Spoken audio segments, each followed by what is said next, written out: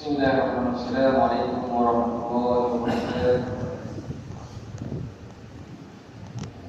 Sayyidina Abu Hurairah radhiyallahu meriwayatkan bahawa Rasulullah sallallahu alaihi wasallam memberitahu bahawa Allah Subhanahu wa taala berfirman, anak Adam telah mendustakan daku sedangkan tidak sepatutnya dia melakukan yang demikian.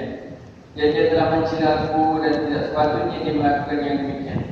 Adapun pendustaannya terhadapku bahawa dia berkata, aku itu Allah SWT tidak mampu menghidupkannya kembali setelah aku berkuasa menciptakannya pada kali pertama. Adapun celaannya terhadapku bahawa dia berkata, Allah mempunyai anak sedangkan aku tidak berhajat kepada sesiapa. Aku tidak beranak dan tidak diperanakkan dan tidak ada sesuatu yang setara dengan hadis riwayat Umar. Sayyidina Umar bin Khattab radhiyallahu anhu berkata bahawa pada suatu ketika beberapa orang tawanan dibawa kepada Rasulullah SAW.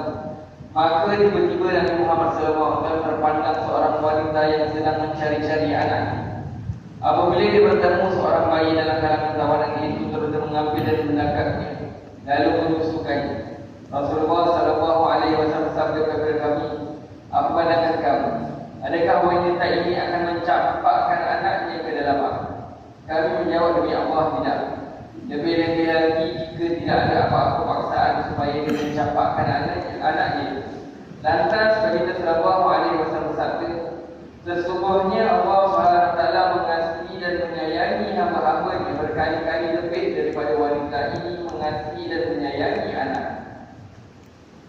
Sayyidina Abu Hurairah meriwayatkan bahawa pada suatu ketika Rasulullah SAW berdiri menunaikan solat, lalu kami pun berdiri bersolat bersama baginda sallallahu alaihi wasallam.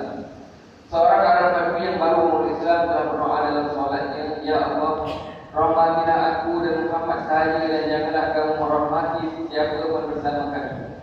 Setelah baginda sallallahu alaihi wasallam memberi salam, baginda sallallahu alaihi wasallam bersabda kepada orang kampung itu, sesungguhnya kamu telah menyempitkan sesuatu yang luas. Jangan kamu risau, rahmat Allah itu terlalu luas. Jika ia meliputi kesemuanya pun, masih lagi ia tidak sempit. Engkau sahajalah yang menyangka ia sempit. Hadis riwayat Bukhari, insya-Allah.